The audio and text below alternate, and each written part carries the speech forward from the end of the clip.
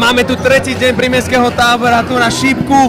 Decka už nastupujú, máme tu prvý nástup, budeme vidieť scénku, budeme spievať hymnu.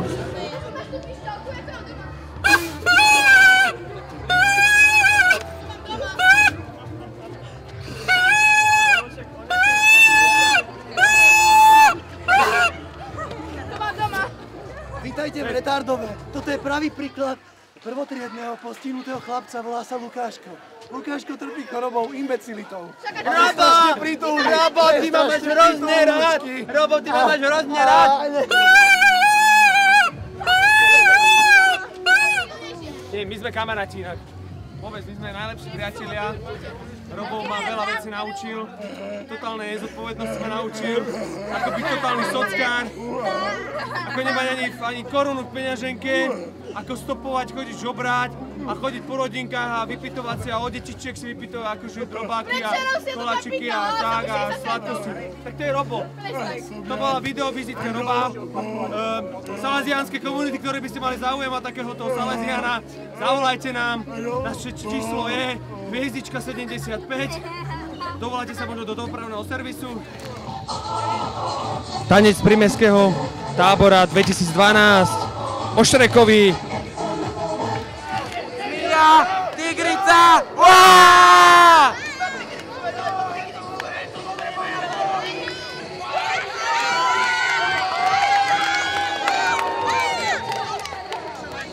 Už spomínaný v minulej reportáži animátor so svojou výzbrojou. Žabky, žlté tričko na muchy a okuliare. Pozrite sa na to.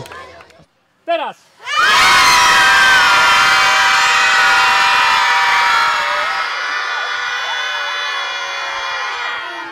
Roba odniesli do hradu.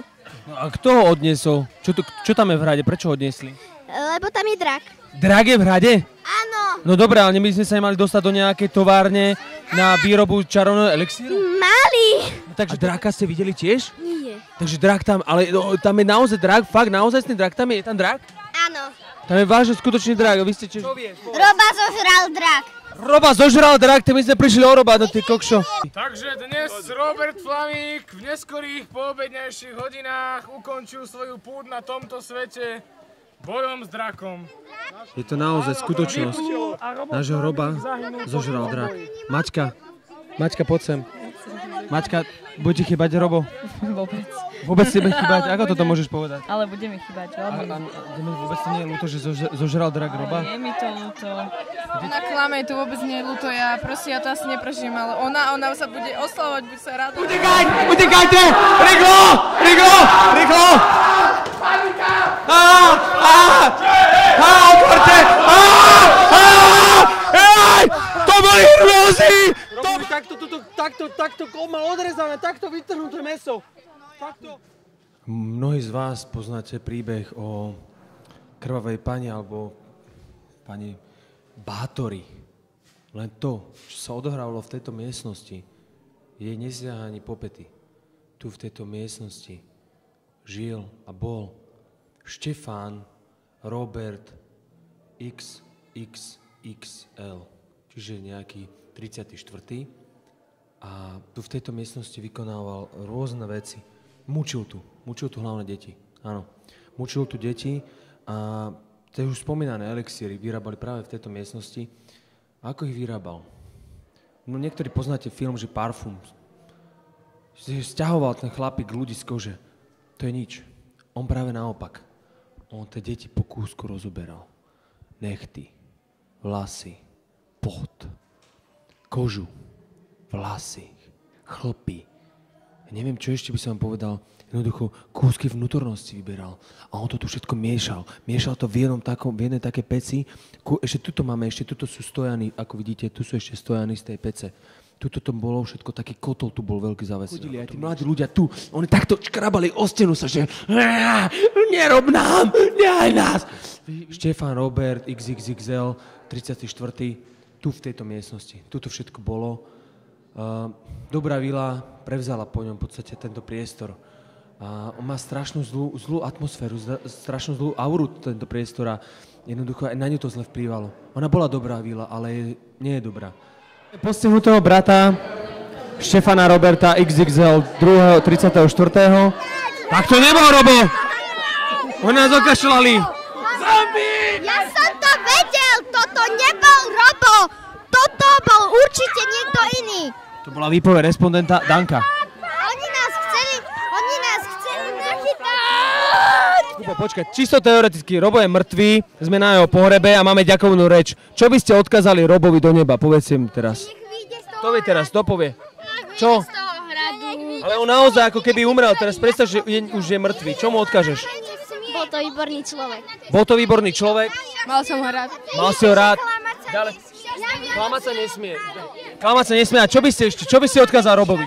Maj sa dobre. Maj sa dobre. A čo by ste ešte ostatní?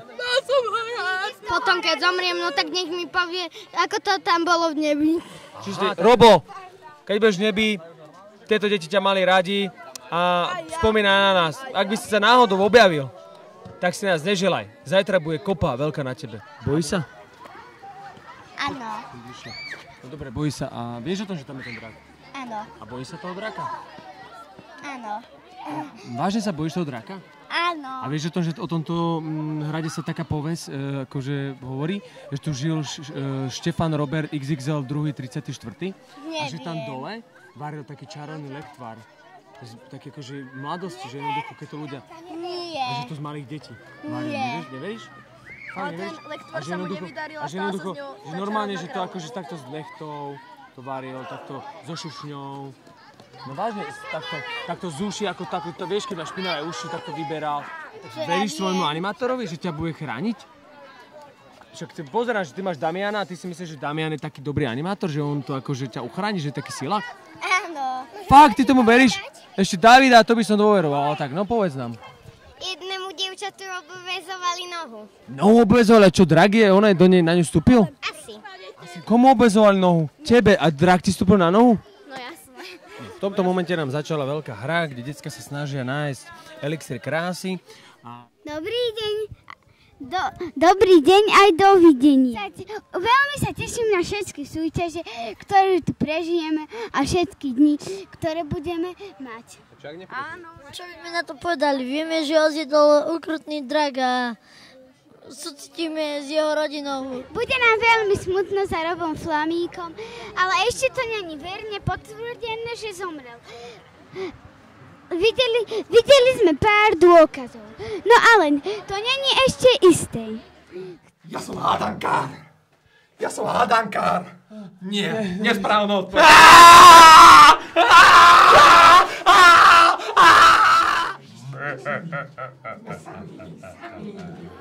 Bojíš sa? A ty sa bojíš? Nie. Bojíš sa? A čo to tam je podľa teba? Neviem. Niečo strašidelné možno. Nie. Bojíš sa vôbec? A ja neviem, ja sa tiež bojím trošku asi aj viacej ako deti, ale nehovorte to nikomu. Ja som tu podpora detí, hej, ako ja sa nebojím. Teraz sme povyprávate, čo ste tam všetko prežili, aké to bolo? Hrozné to bolo. Hrozné, si sa báli? Ja som sa nebala. Nebala si sa? Že v nejakej viere tam bol aj naozajstný drak. Ja som zabil draka, keď ja som len mal. 2 roky? To na poriadok. Tvoja mamina bola princezna. Ženaný. Áno? Zo Ženevy? Tvoja mamina bola princezna zo Ženevy? Ja, ale všetci. A ocino bol, on zabil draka. Čiže tvoja mamina bola uväznená u draka? Čiže tvoj ocino vyslobodil tvoju maminu od draka a oni sa potom zobrali a boli tvojimi rodičmi. Potom povedz áno. Áno. Sofia, prečo si taká smutná? Povieš nám? Čože, Šrek ti nedal pusu? No, tak Povedz povedať, že Chipsa sme kedysi volali Osúk a že sa mu to veľmi páčilo. To by si mohol dať na to video, že Chipsa bude do konca tábora Osúk, dobre? Dobre, teba budeme volať Párok, Húrka, Tlouštík, v vodnom hrade, kde sme skoro zajali draka, kde sme sa stretli so strážcami, aj rôzne veci. Gendia sme tu videli, bolo toto nebezpečné, deti plakali, kričali, vrieskali, ale aj sa zabávali, radovali.